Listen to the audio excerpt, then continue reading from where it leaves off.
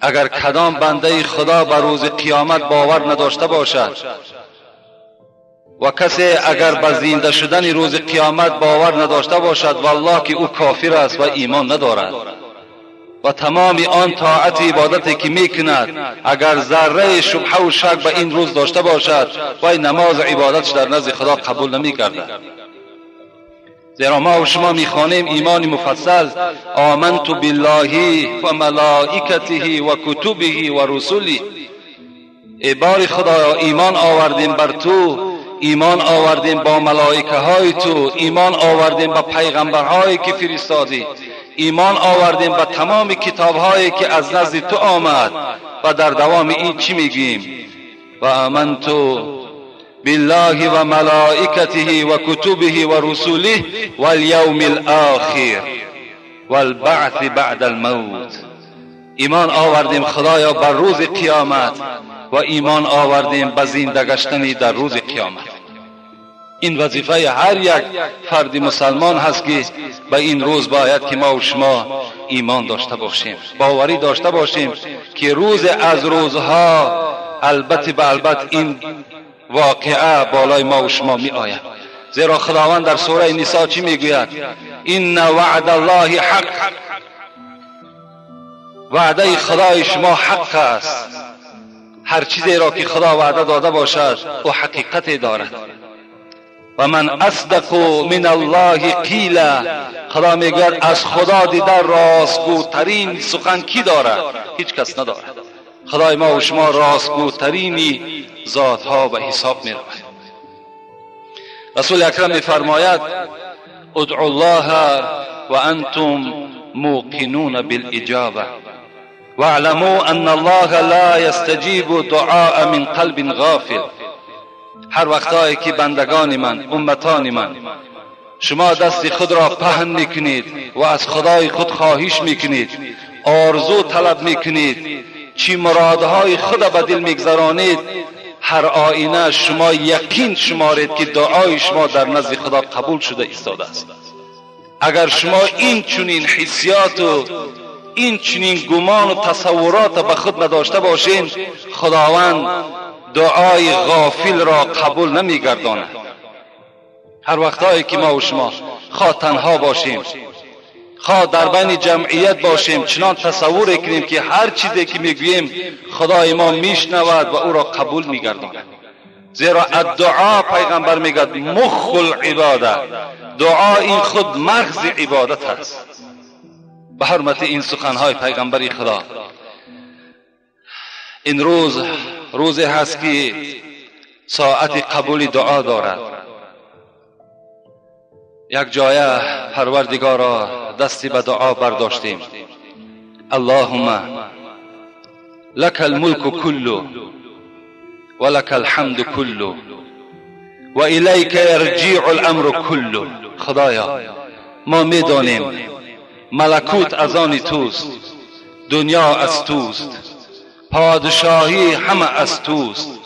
خدایا حمد و ستایش و تعریف فقط زیبنده تو هستی. و خدای مهربان، حکمها امرها هم در دنیا و هم در قیامت همه به سوی تو بازگشت دارد. خدای مهربان، به حرمت این صفتهای بزرگت دستی به دعا برداشتیم. نسألک من الخیر کلی و نعوذ بک من الشر کلی. خدایا تمام آن عملهایی که خیر است، تمام آن عملهایی که در او رضاگی تو هست، خدایا ما را به سوی اون عمل روانه بگردان. و خدایا تمام آن عملهایی که بد است و غضب تو در او پیدا میگردد، خدایا ما را از اون عملها باز بدار. اللهم مصرف القلوب صرف قلوبنا علی طاعتک. خدای مهربان، تو دگرگون کننده دلها هستی. خدایا دلهای ما را به طاعت خود دگرگون بگردان. الهی آن دمی که میبراری از بدن جان را، نگهداری ز خوف خاتمه این نور ایمان را. خدای مهربان، تو گفته بودی کل نفس ذائقة الموت، روز از روزها هر کدام شما هلاک شونده هستین. خدایا روزی که جان ما از بدن ما جدا می‌گردد، خدایا با نور ایمان سفر کردن و بر هر یک جمعیت ما موفق بگردانی. خدای مهربان گذشتگان ما را رحمت و مغفرت بگردانی. بیماری های ما در خدایا شفای کامل، شفای عاجل نصیب بگردانی. فرزند طلب ها باشد خدایا فرزندهای سالم و صالح نصیبشان بگردانی. خدایا محبت خودت را، پیغمبرت را، اسلامت را، قرآنت را در دل همه ما بندگانت باز هم زیادتر جایگیر بگردان.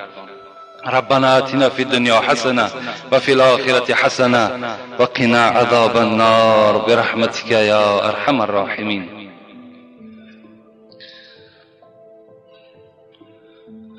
يا أيها الذين آمنوا إذا نودي للصلاة من يوم الجمعة فاسعوا إلى ذكر الله وذروا البيع ذلكم خير لكم إن كنتم تعلمون.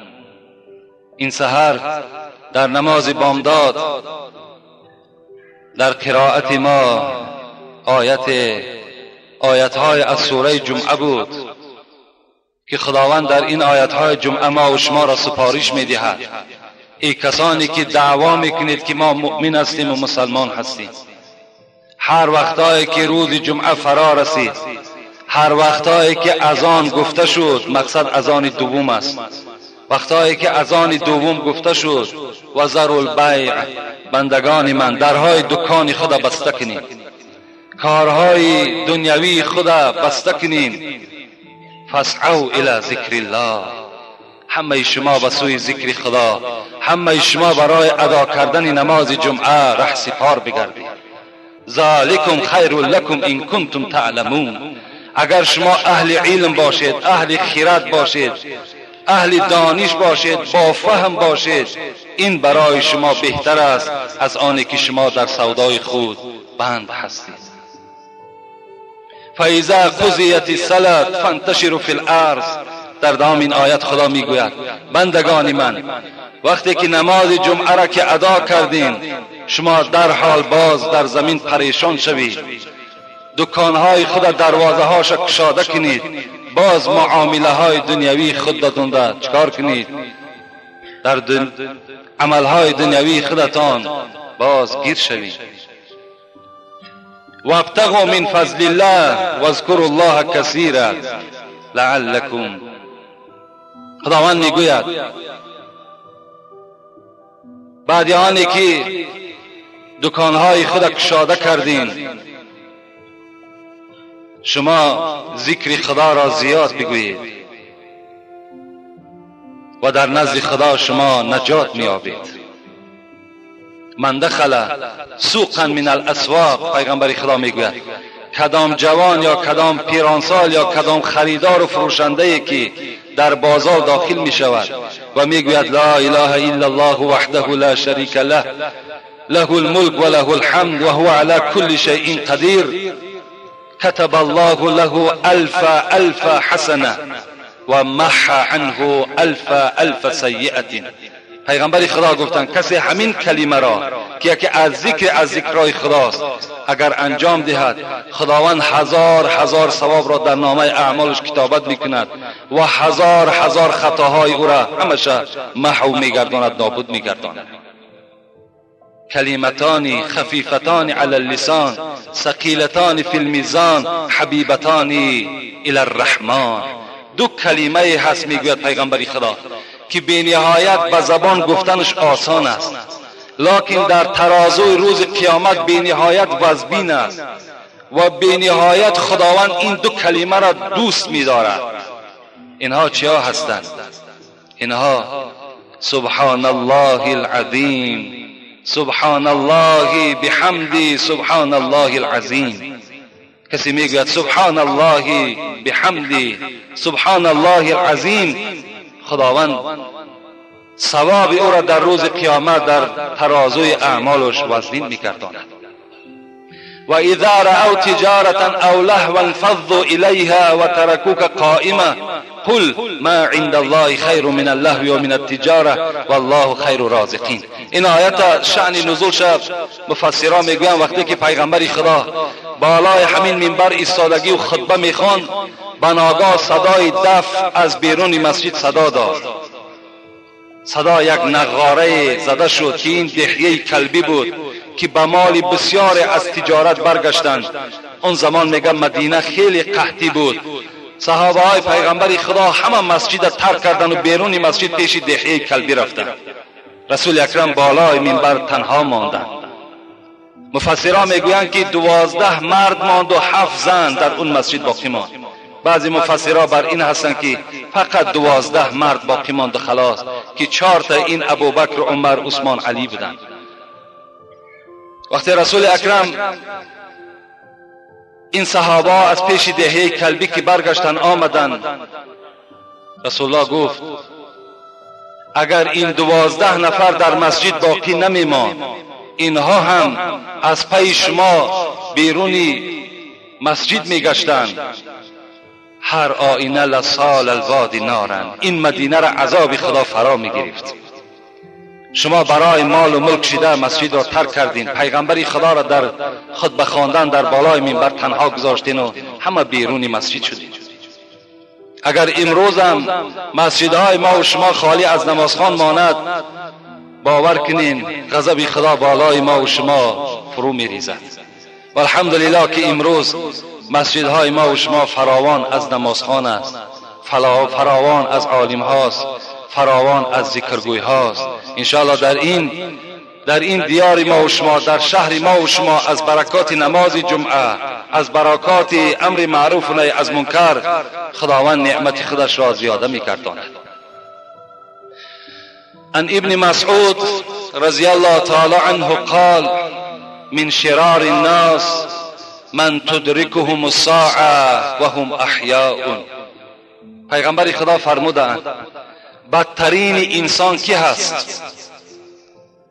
بدترین انسان کی هست؟ بدترین انسان، گفت پیغمبر خدا، همان کسانی هستند که وقتی که قیامت می آید، واقعه های قیامت می آید و اونها زنده هستند و با چشم سر این واقعه های مدهش را حس میکنن و میبینن. اینها را پیغمبر خدا گفت بدترین انسان در روی زمین هستند. شیبتنی هود و اخواتها. رسول اکرم در حدیث ها میگوید این سوره هود و خواهرهای سوره هود که الواقعه و الحاقه و دیگر سوره هایی که وصف قیامت بیان میکنند، این سوره ها ریش و موی مرا سفید کردند. بسم الله الرحمن الرحیم. افغان شیخ و شاب ز وهم قیامت است. افغان شیخ و شاب ز وهم قیامت است. این ترک خفت و خواب ز وهم قیامت است. از گریه شد ز دیده آدم سفید و جوی، آن دیده پرآب ز وهم قیامت است. نوح نبی نوحگری کرد عمرها، نوح نبی نوحگری کرد عمرها، آن دیده پرآب، آن بیم و پیچ و تاب ز وهم قیامت است. کوها به وقت ناله داوود ناله کرد، آن سینه کباب ز وهم قیامت است.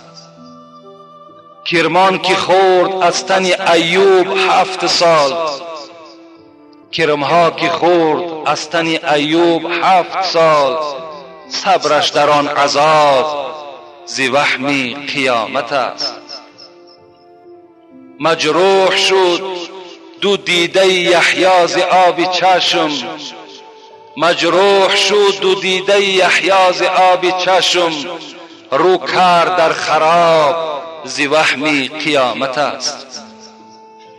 افغان هر نبی و ولی ها در این جهان، مشتاق آن جمال ز وهم قیامت است. فردا بر روز حشر بگویند غافلان یا لیتنی تراب ز وهم قیامت است. یا لیتنی تراب ز وهم قیامت است. حضرت مولوی خدا رحمت و مغفرتشان کند، خودش را، پیروهایش را که به نهایت برای ما و شما با یک طریق عادی و ساده آن آیت احادیث های را که الحال شما در باب قیامت میشنوید همگی را در داخل این غزل خود جایگیر گردانید. و خیلی علم آورش این است که یا لیتنی تراب ز وهم قیامت است. آن کسانی که در دنیا روز قیامت را باور نداشتند و می گفتند این یک افسانه هست، یا زنده شدن بر روز قیامت را باور نداشتند، اینها همه یک افسانه هست می گفتند، اینها وقتی که اون قیامت را می بینند چی می گویند؟ یا لیتنی تراب، خدایا کاش ما را خاک می گردانیدی و این منظره مدهش را ما نمی دیدیم. وای به حال اون کسانی که به این روزی پرآشوب، به این روزی حساب باور ندارند. برای آنی که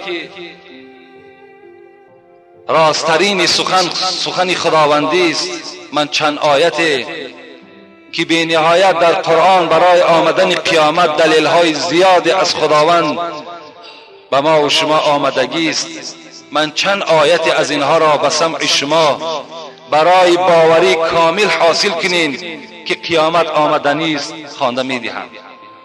اعوذ بالله من الشیطان الرجیم.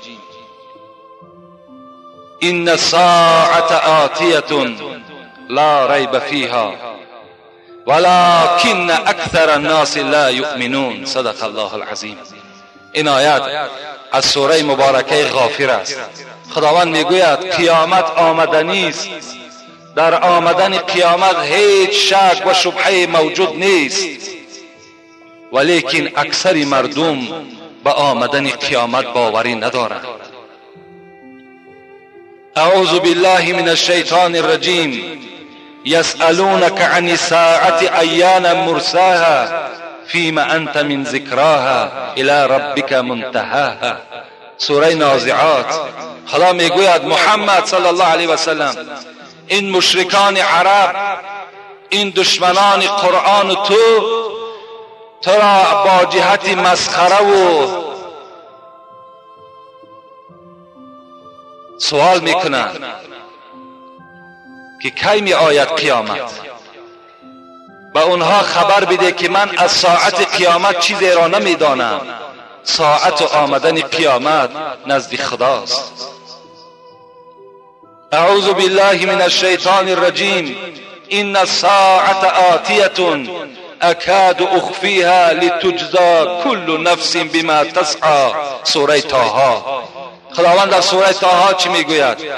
ای بندگان من، قیامت آمدنی است، در آمدن قیامت هیچ شک و شبهه نیست، لکن دوست می‌دارم که قیامت را مخفی نگاه دارم، پنهان نگاه دارم، حتی خود درک نداشته باشم،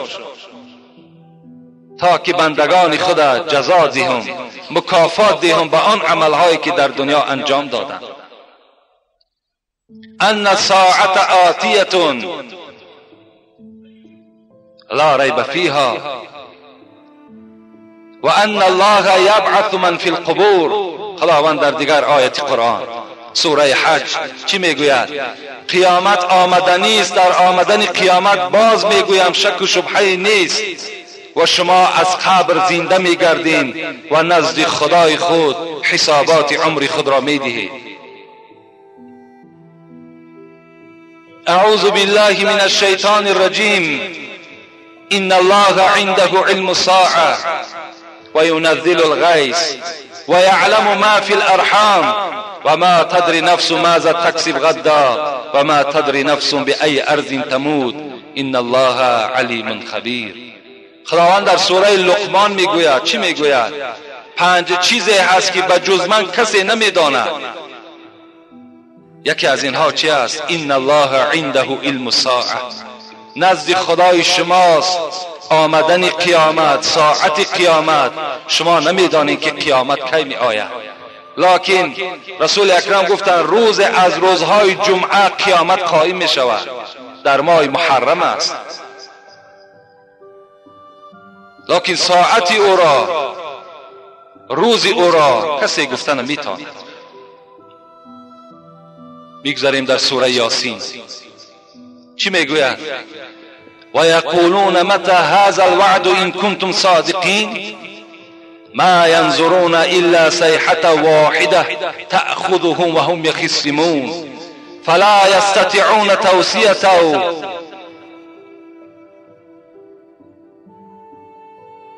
خداوند چی میگوید در این سوره مبارکه؟ محمد و ای مؤمن ها، از شما پرسان میکنند متى هذا الوعد، این وعده ای که خدا داده ایستاده است که قیامت می آید، کی می آید؟ این کنتم صادقین، اگر تو محمد پیغمبری برحق باشی و اگر ای مؤمن هایی که ایمانی به خدا دارین، شما اگر حقیقت داشته باشین. مشرکان عرب سوال کردند گوید بر ما که ساعت قیامت کی است؟ خداوند چی گفت؟ ما ینظرون الا صیحة واحده تأخذهم وهم یخصمون.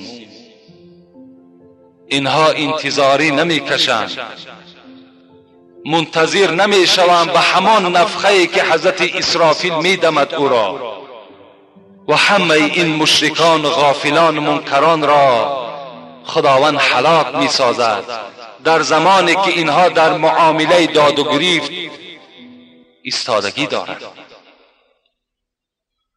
یعنی اینها انتظار نمی شوند همان نفخه حضرت اسرافیل را.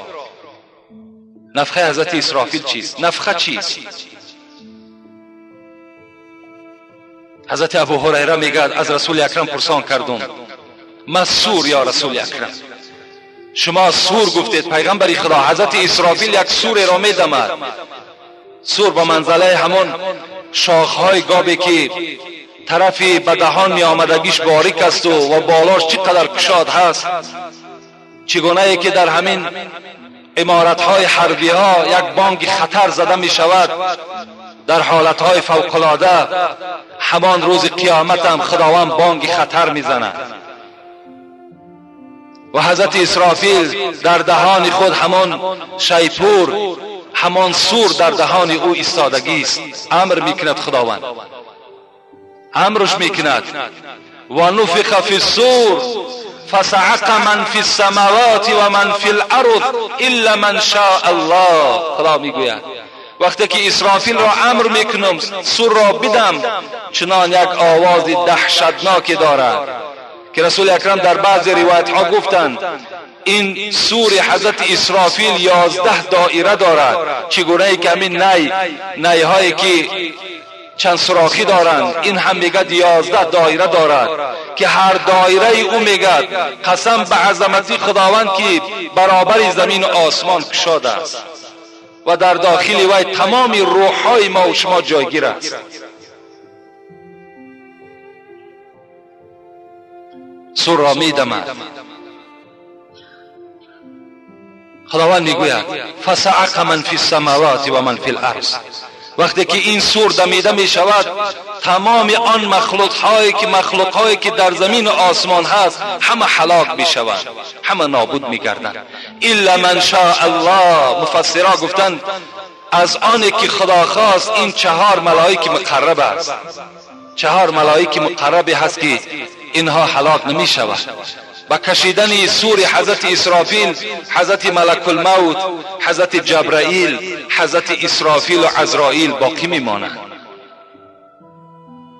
وقتی اینها باقی میمانند ملک الموت را خداوند سفارش میدهد ملک الموت من بقی من خلقه، در روی زمین کی ماند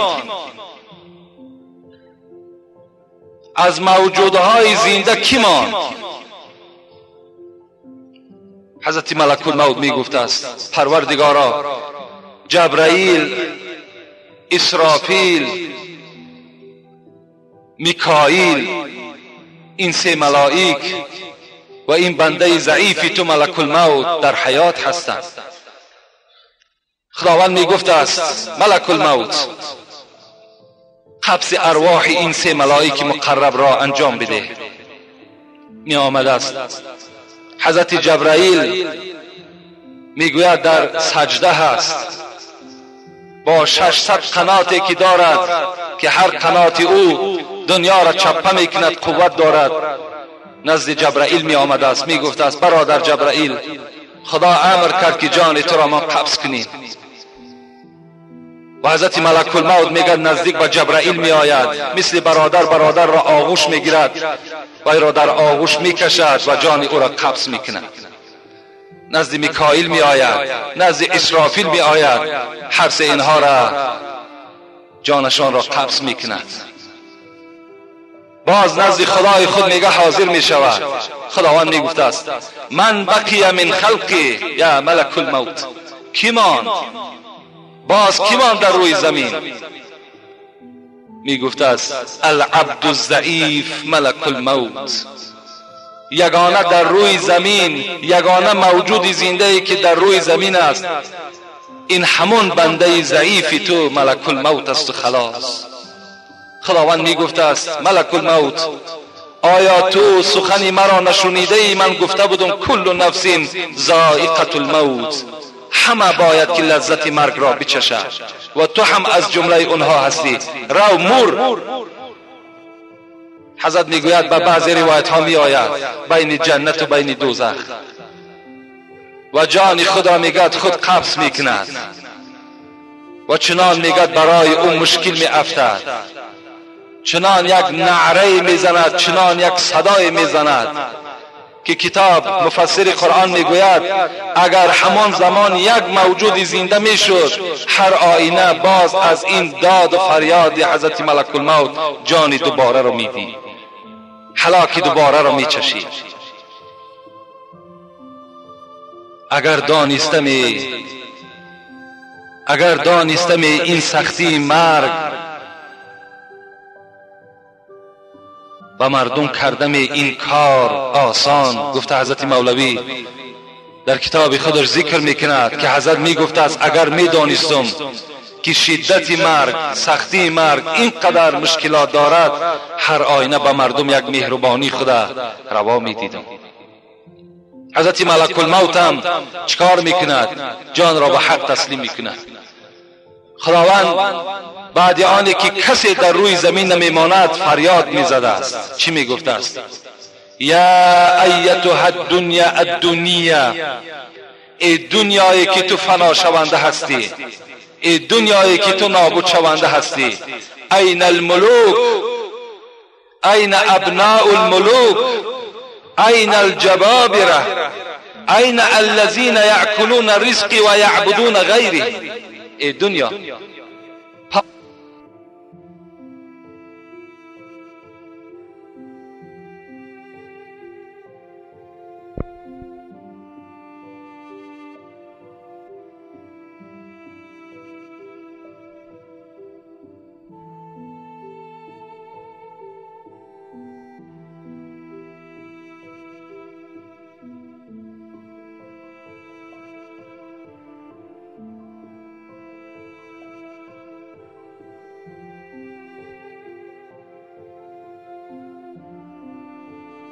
آها کجاست آن پادشاهایی که پادشاهی میکردند؟ کجاست فرزندهای پادشاهها؟ کجاست آن کسانی که کبر می‌ورزیدند، پول داشتند، مال داشتند، خدای خود عبادت نمی‌کردند؟ کجاست اونها؟ کجاست آن بندگانی که رزق مرا می‌خوردند، نعمت مرا می‌خوردند لکن در دین دیگر بودند، خدای دیگر را عبادت می‌کردند؟ کجاست؟ فلم یوجد احد ان یوجبه. گفته می شود که کسی نیست که جواب خداوند را جواب بگرداند. هیچ کس نیست بجز او ذات. همه هلاک شدند. ولا تدعو مع الله الها آخر لا اله الا هو كل شيء هالك الا وجهه له الحكم و الیه ترجعون. خدا میگوید بجز من ذاتی توانا دیگر ذات نیست، بجز خدا بودنی من دیگر خدای نیست. من یکه و یگانه هستم، ذات و مثل و مانند ندارم. کل شیء هالک، همه چیزی دنیا هلاک شونده است، الا وجهی، مگر ذاتی خداوندی باقی میماند. کسی یافت نمیشود که جواب بگوید. خداوند با نفس خود میگفته است لله الواحد القهار. این دنیا از همان خدایی که صفت او قهار است به همون باقی ماند. دوام آیتی سوره یاسین. فاذا نفخ فی الصور ونفخ في الصور فإذا هم من الأجداث إلى ربهم ينسلون قالوا يا ويلنا من بعثنا من مرقدنا هذا ما وعد الرحمن وصدق المرسلون. صدق الله العظیم. تمام دنیا نابود شد، همه هلاک شدند، کسی در دنیا نماند. خداوند حضرت اسرافیل را باز زنده میگرداند، همان اسرافیلی که نفخه را میکشد، سر را میکشد. دویم باره حضرت باز میدمد، صدا میزند. تمام آن مرده هایی که میلیون ها سال در زیر قبرها خواب بودند، من الاجداث الی ربهم ینسلون، اینها از خاک زنده میگردند و به سوی خدای خود شتابان فرشته ها اونها را پیش کرده میبرند. خداوند این را به ما و شما خبر میدهد. آیا ما و شما باوری به زنده شدن نداریم؟ نظر میکنیم به مثال هایی که خداوند برای ما و شما میارد. الم یکن نطفه من منی یمنی ثم كان علقة فخلق فسوى فجعل منه الزوجين الذكر والأنثى أليس ذلك بقادر على أن يحيي الموتى. خداوند به ما و شما منت میکند ای فرزند انسان، نظر اول به پیدایش خودت کن. تو چی یک نطفه بودی، تو یک آب بودی که به دیدن او تو را نفرت پیدا میشد. ما از یک آب تو را پیدا کردیم و تو را به خون تبدیل دادیم، تو را به اعضاهای درست تبدیل دادیم. از این یک آب باز ما نرینه و مادینه آفریدیم. الیس ذلک بقادر علی ان یحیی الموتى. مادام اینقدر قدرت داشته باشیم، خدا میگوید پس زنده گردانیدن شما برای من چه مشکلاتی دارد؟ هیچ مشکلاتی ندارد. در هیچ جا نبودین شما، من شما را پیدا کردم. در حالتی که استخوان پوسیده تو هست، برای ما چی مشکلات دارد که در او باز جان دوباره را بدمیم؟ هیچ مشکلاتی ندارد. اولم یرى الانسان انا خلقناه من نطفه فاذا هو خصیم مبین. خداوند میگوید ای انسان، تو اول در آفرینش خودت تذکر کن، اول پیدایش خودت نظر بکن. و ضرب لنا مثلا و نسی خلقه قال من یحیی العظام و هی رمیم. سوره یاسین است. بعضی از بندگان نافهم من که این مفسرای قرآن میگوید این ابیه ابن خلف بود که دشمن پیغمبر خدا بودند، دشمن قرآن بودند. این ناکس، این بدبخت نزد پیغمبر خدا آمدند. خدا میگوید و ضرب لنا مثلا، این بنده نافهم، این گمراه برای من مثال میارد. چی مثال میارد؟ و نسی خلقه، حال آنکه پیدایش خودش را فراموش کرده است.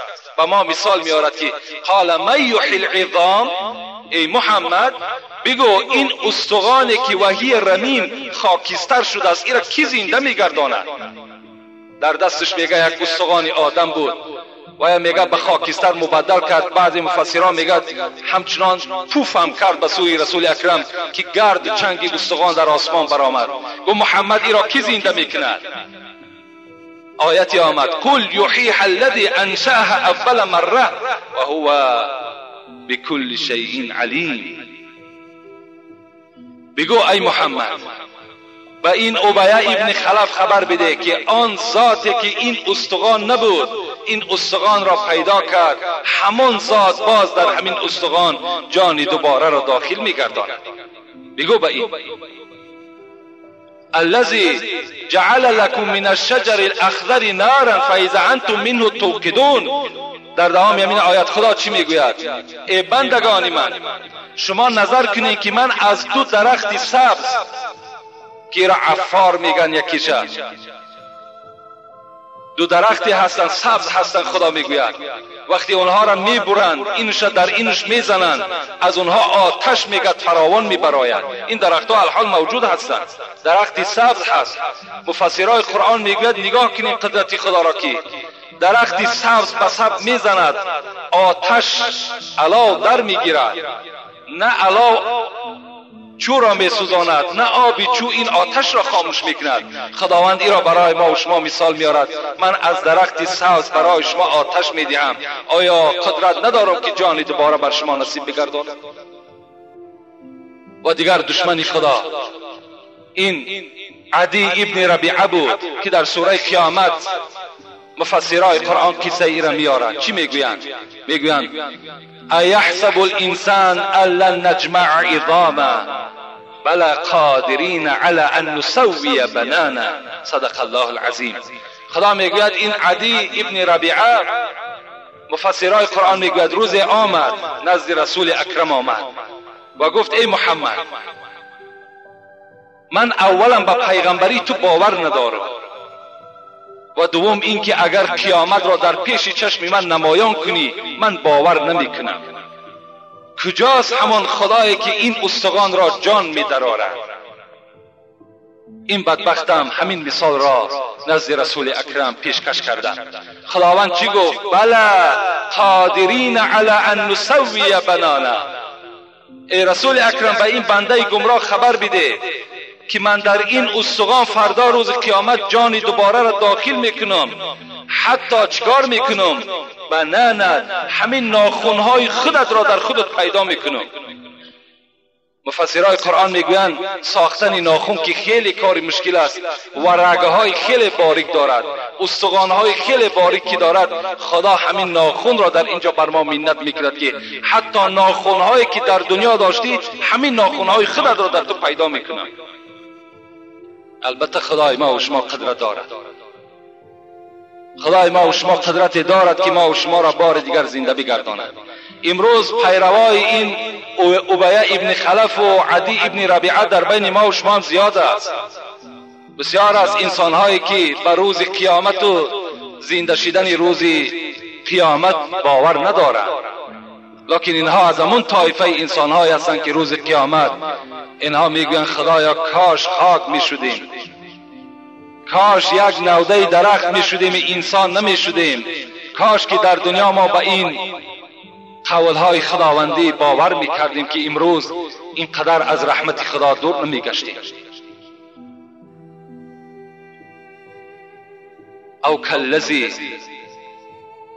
مر علی قریة وهي خاویة علی عروشها. خداوند قصه دیگری برای زنده شدن روز قیامت به ما و شما خبر میدهد. این قصه حضرت عزیر است که در سوره بقره در آیت 255 این قصه میگذرد. میگوید خداوند حضرت عزیر میگوید روز با یکی از دیهه ها گذر میکرد، با یک قشلاقی میگذشت، بالای خر سوار بود. و هی خاویة علی عروشها. این دیهه میگد از دست بخت النصر که کافر همون زمان بود در بیت المقدس، این دیهه خراب شده بود. این بخت النصر هجوم به همین بیت المقدس کرده بود است زمانهایی که حضرت عزیر پیغمبر بودند و همون دیه را چنان خراب کرد که وهی خاویت علی عروشها. خدا میگوید اول سقف خانه در زمین زدگی بود و دیوالها از بالای سقف خانه بودند و در زیرش انسانها هلاک شده بودند.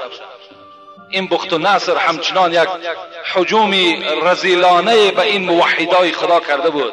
چگونه که امروز دشمن آشکارای اسلام پادشاه امریکا بالای مردم عراق دارد که فرد به او رحم نه به کودک دارد، نه به زن دارد، نه به هیچ کس ندارد، این چنین معامله را انجام میدهد. این بخت و نصر هم پیرو این بدبخت دیگرش همین معامله را در بیت المقدس کرده بود. حضرت عزیر وقتی میگد گذر کرد از این قشلاق، قال ان یوحی هذه الله بعد موتها. این حضرت میگه شک نه آورد، شبهه نه آورد، بلکه بعید شمارید، دور شمارید که خدایا این دیه را کی تو آباد میکنی و این مرده ها را چگونه تو زنده میگردانی، در حالتی که سقف خانه در بالا، دیوالهای خانه در بالای اینها چپه شده است. وقتی این گمان را میگه حضرت عزیر به خاطر خود که گذرانید، از خر خود میگه پایان شد و خر خود را میگه در یک جا طویله کرد و در پیش خودش خوراک داشت. این آب انگور بود میگه و انجیر بود، گذاشت کمی از این طعام ها میگه خورد و میگه به تکیه همون دیوال میگه خواب کرد. فاماته الله 100 عام. قصه قرآنی است. در این باید ما ذره شبهه نداشته باشیم. و مجرد که حضرت عزیر میگه خواب کرد، خداوند در همون خواب میگه جانش گرفت و 100 سال در اینجا خواب کرد. با تکیه همین دیوال میگه خداوند میگه این عزیر 100 سال خوابید. ثم بعثه. آن گمانی که در دل داشت برای گمانی خودش حاصل شود و بعض شک و شبهه که اگر در دل داشته باشد دور بگردد. بعد 100 سال خداوند میگه من عزیر را زنده گردانیدم. قال کم لبسته. وحی روان کرد خداوند عزیر چند سال شد تو خواب هستی؟ چند روز شد؟ قال لبست یوما او بعض یوم.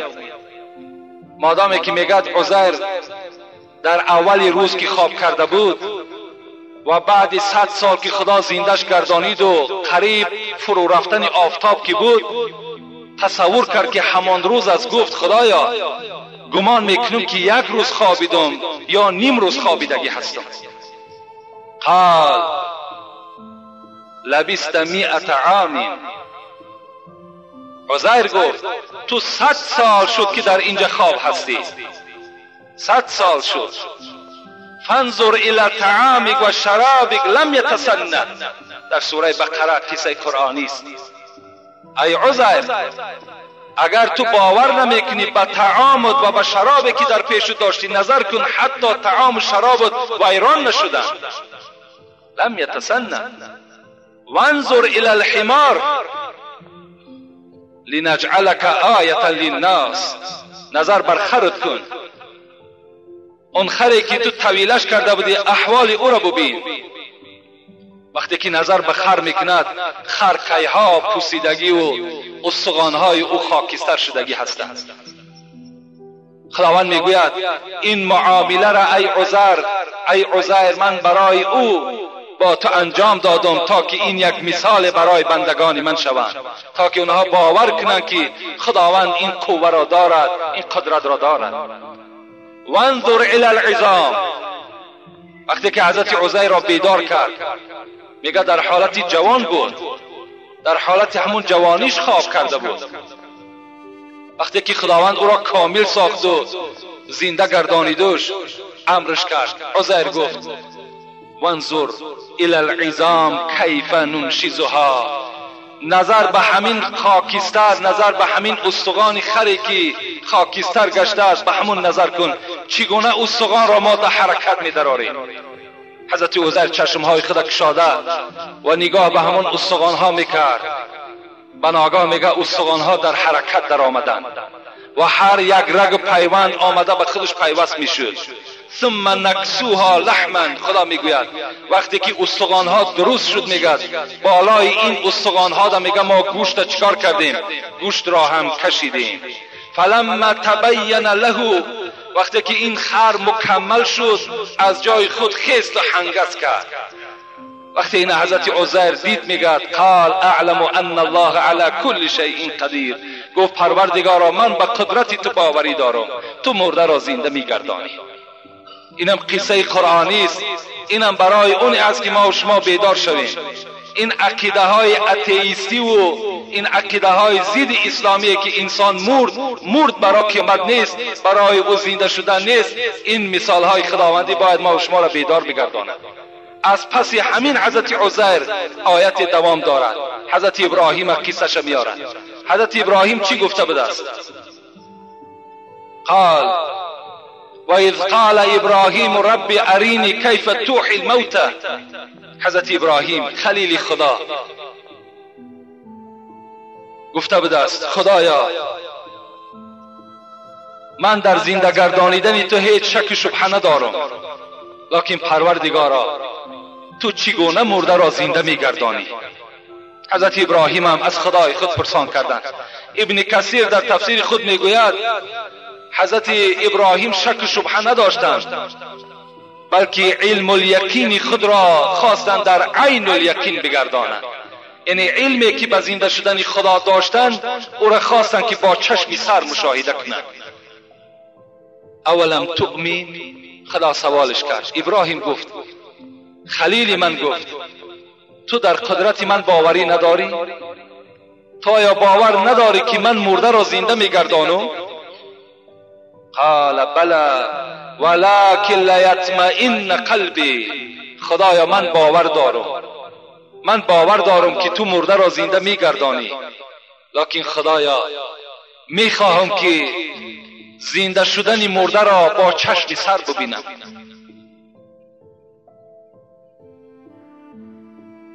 قال فخذ اربعة من الطیر. خداوند امرش کرد ابراهیم مادامی که تو بخواهی که زنده شدن و قدرت خدای خدا با چشم سر خود مشاهده کنی، فخذ اربعة من الطیر، 4 پرنده را بگیر. خدا امرش کرد. مفسرای قرآن در این پرنده ها اختلاف زیاد دارند، لکن اکثر اونها میگویند حمامتون و دیکن و طاووسا و غرابا. این 4 پرنده که حضرت ابراهیم گرفت اینها چی بودند؟ یک تاش میگه کفتر بود، یک تاش خروس بود، یک تاش طاووس بود، یک تا این زاغ بود. این 4 پرنده از هر جنس، شکل اینها دیگر، رفتار اینها دیگر، قد و پست اینها دیگر. خداوند امرش کرد این 4 پرنده رو بگیر. فسرهن الیک. ابراهیم اینها را ذبح کن، گردنهای اینها را ببر و گوشت و پوست و پا و رگ و پیوند اینها را با یکدیگر بشور، عررش کن. حضرت عررش کرد. فخذ. حضرت گفتند خداوند امر میکنه ابراش کردی اینها را در بالای همون تپه ها برده بگذار. فسرهن الیک ثم ادعوهن یأتینک سعیا. بعد از آن فریادشان بزن که با حکم خدای خود زنده شوید. اینها زنده میگردند و در نزد تو حاضر میشوند. حضرت ابراهیم این معامله را انجام داد. بالای کوها برده گذاشت. بعد بالای کوها گذاشتن فریاد زد ای مخلوق های خدا با حکم خدا زنده شوید. همه اینها میگد در آسمان میگد یک جایه شدند و رگ در رگ یکدیگر، پر یکدیگر در پر یکدیگر. هر کدام اینها میگد در جنس خودش در آمد و نزد حضرت ابراهیم حاضر شدند. و حضرت ابراهیم چی گفتند؟ ان الله علی کل شیء قدیر. خدای مهربان، ما به قدرت تو باوری داشتیم، باز باوری ما به زنده گردانیدن تو مکمل تر شد. این قصه های هستند که در قرآن برای ما و شما یادآوری می شود که انسان باید که در اینها هیچ شک شبهه‌ای نداشته باشد. ما و شما البته به البته در روز قیامت زنده می شویم و این روز قیامت بالای همه ما و شما البته به البته آمدنی هست. خداوند حتی منت میکند. چی میگوید؟ میگوید نظر کنین شکم مادر را که من عکس صورتکش عمل میکنم.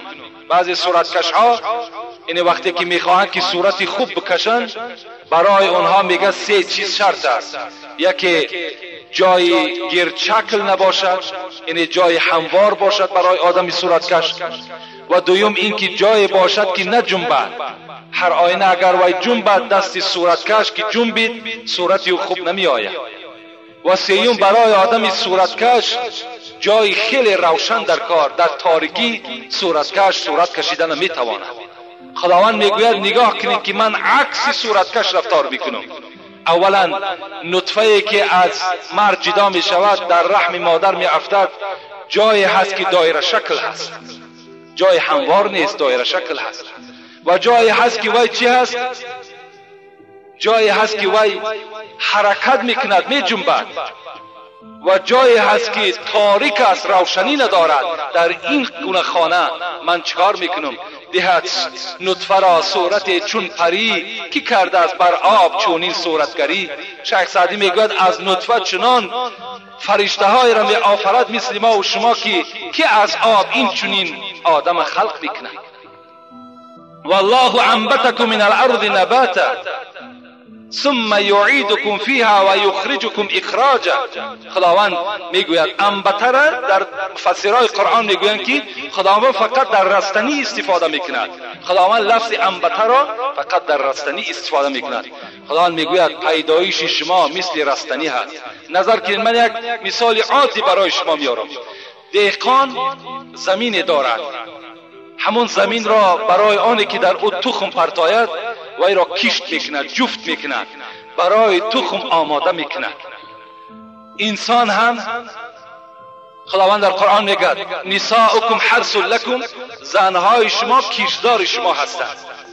همین زنها وقتی که دختر به وایک رسید وای هم آماده جفت میشود، وای هم آماده کشت میگردد. دهقان وقتی که زمین کشت کرد در زیر او یک دانه میپرتاید برای حاصل بگیرد. انسان هم نطفه‌ای که در رحم مادر میپرتایش در رحم زن میپرتایش. این چی است؟ معنی همون را دارد که تخم را که چگونه دهقان در زیر زمین میپرتاید. بعد این وقتی که این تخم را در زمین که پرتافت دهقان وی را نگاه و بین میکند تا که وی از زمین سر زده بیرون شود. انسان هم وقتی که نطفه در رحم همون زن که افتید وی 40 روز بعد به خون مبدل میگردد، 40 روز بعد دیگر به اعضاها درست میشود. وی هم در همون داخلی رحم مادر چیکار میکند؟ نشأ و نما مییابد. ثم شققنا الارض شقا. خداوند ببین میگوید وقتی که تخم در زیر زمین که پخت مکمل شد، ما زمین فرمان میتیم پاره شود تا که این رستنی بیرون شود. زمین پاره می شود، رستنی بیرون می شود. وقتی این فرزندم که در شکم زن اگر به وایه رسید امر میکنیم ای رحم در خود کشاده کن تا که این فرزند بیرون شود. رحم بیرون می شود. وقتی رستنی که به وایه رسید دهقان چیکار میکند؟ داس را میگیرد و این رستنی را میدرود. انسان هم وقتی به وایه رسید داست اجل وی را میدرود. وقتی که دروید دهقان همون درزه را، همون گندم درویده که چیکار میکند؟ درزه میکند. انسان هم وقتی که مردشوها که شستن کفند که گرفتن وی را مثل درزه میبندند. بعد این دهقان درزه را چیکار میکند؟ میگیرد به خیرمند میبرد برای کفتن. ما و شما مرده را کجا میبریم؟ خیرمند، منزلگاه. به خیرمند میبریم تا که نزد خدای خودش حاضر شود. جواب آن اعمال هایی که در دنیا کرده است جواب اونها را در نزد خدا دهد. خب وقتی که همین دهقان زمین خودش را دروید، نظر کنید اگر دانه ای که در همون زمین در وقت درویدن افتیده بود، آیا همون دانه باز بار دیگر نمی براید؟ می براید. با فرامدن باران باز همون دانه ای که در زمین دهقان افتیده بود، دهقان وی را از زمین نگرفت، همون چکار میکند؟ می سبزد، همون باز بالا می شود. انسان هم وقتی که در داخل قبر جا شد، پیغمبر خدا گفتند یأکله التراب، کل ابن آدم یأکله التراب الا عجب الذنب منه خلق یوم القیامه. خداوند میگوید وقتی فرزند آدم ما در خاک میگذاریم، یک استخوان دارد از بالای دنبش، از بالای همون دمغازه یک استخوانی هست، گفت پیغمبر خدا که او را عجب الذنب میگویند. این عجب الذنب گفتند پیغمبر خدا وی نمیپوسد، وی ویران نمیشود. خداوند از همین عجب الذنب در روز قیامت باز ما و شما را چکار میکند؟ می آفرد، پیدا میکند. اگرچه قدرت خدای ما و شما به همتاست، حتی همون عجب الذنب، همون استخوان هم برای پیدا کردن خدا هیچ حاجت هم نیست.